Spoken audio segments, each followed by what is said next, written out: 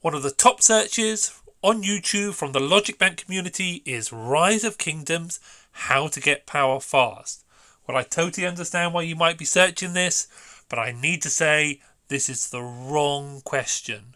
I understand that getting power fast can help in lots of scenarios, but let's just have a talk about why this is the wrong question and what the right question should be.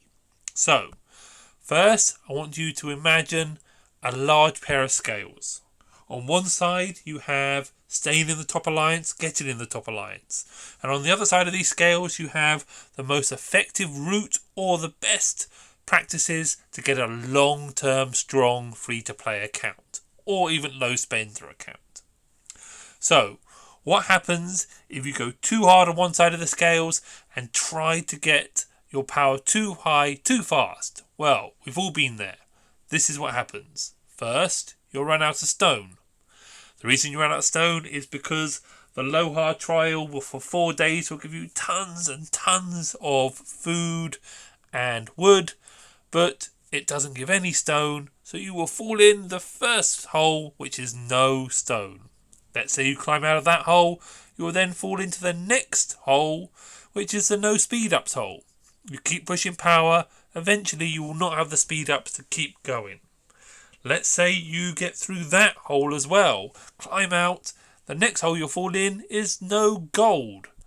You'll run out of gold, or you've just not been collecting gold because you've been so busy collecting stone, wood and food. You'll then be in trouble with gold, and all of a sudden you'll need 2 million to do the next research. And after a while, if you're not careful, the game will start feeling like some sort of farming game. But a lot of this can be got around with clever play or clever strategy, and you're on the right place in the Logic Bank community channel. So let's first talk about how to stay in the top alliance. Well, getting in the top alliance really for a free-to-play player is the jumper strategy or the sleeper strategy. So one of them is 8 to 9 days work as a level 7 before you jump into a new kingdom, and then you should have the resources and power to stay in the top alliance and still play effectively for later or long-term strong power.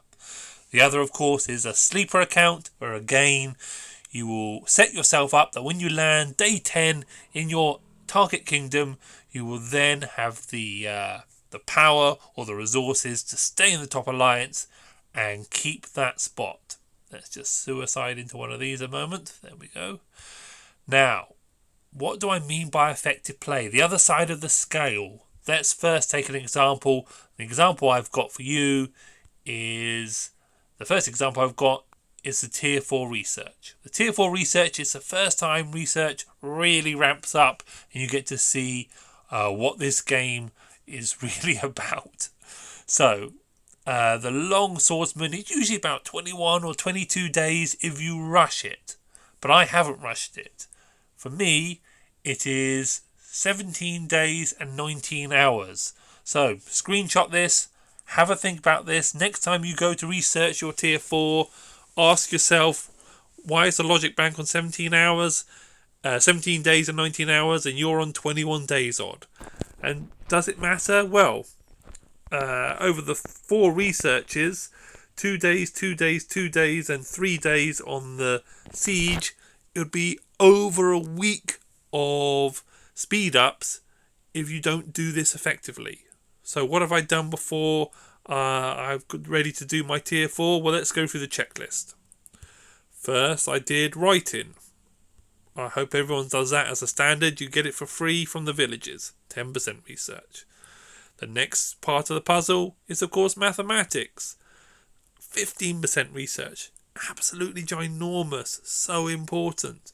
Yes, it takes time, but it helps so much. The next part of the puzzle is at least VIP 8. Research 10%. It's a big jump, and you get it at level 8, which is only, I think, 35,000 VIP points. It's not that difficult. The next part of the puzzle, of course, is you need to be in an alliance that has a 5% altar. Where is it? Sanctums, passes. Oh, here it is. 5% Wisdom Altar. I mean, this is just standard play. If your alliance hasn't provided that, perhaps you're in the wrong alliance. Next, the technology should have moved on by now.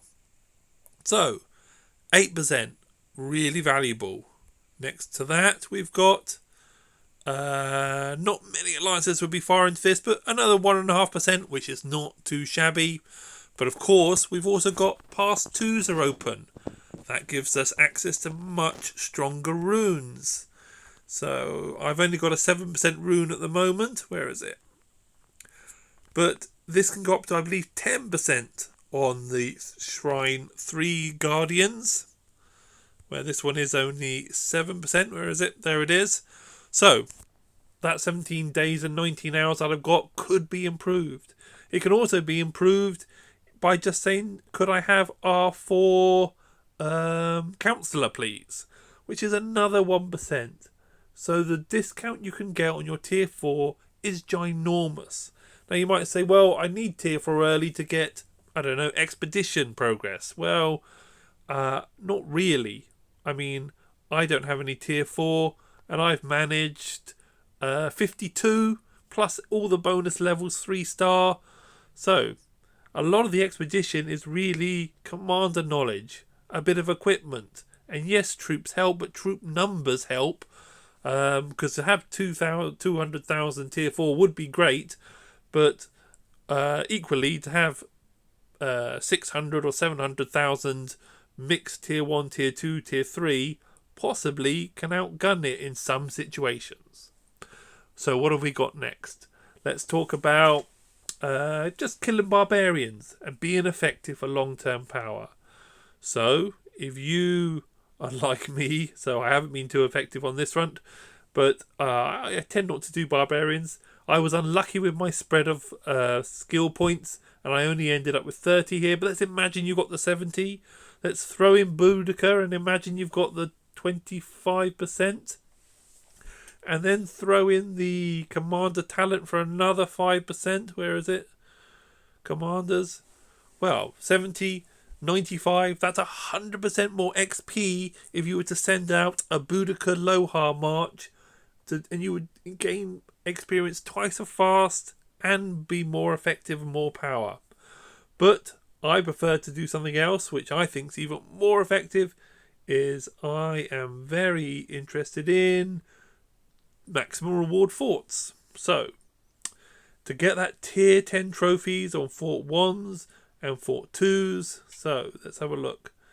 So 25 and 20, so this is almost more than you get from doing 15 or 16% of a level 3 fort. So let's just go down as well. Maximum Book of Covenants, that's worth 50 gems. This is a level 10 reward again, but let's find a Fort 2. There's a Fort 2.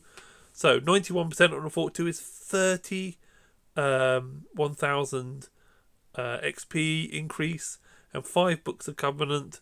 So just doing the... there's 100%. Brilliant. Just doing the forts in an effective way will give you better use of your action points, and in the long term, although it doesn't matter for one day, if I do this for a month and you just do join in fort 3s or join in being large, getting much lower tier prizes on your forts, eventually I'll be miles ahead of you. In the same way that I've got another 8 days on my speed ups that I didn't have to use on my tier 4s. Why haven't I done my tier 4s yet? I'm waiting for the right event. Why would I do 600,000 power gain without there being a gold head reward? So I will wait for an event. Eventually one will come along. I will have a research event or a game of power event, and then I will do all my tier 4s in one go, 600,000 power, and hopefully get some gold heads as well. So just being effective. So I hope this helps somebody. I hope this helps your mindset. I hope it helps you ask some different questions which might make your account much more powerful in the long term, and also put in your mind that yes, you've got to stay in the top alliance, but are you doing things in the right order? When you did your tier 4, What did it look like? Maybe revisit this video next time you do your tier 4 and compare. Okay? Thank you very much for watching. Thanks for all the new subscribers. And thanks for all the likes and comments.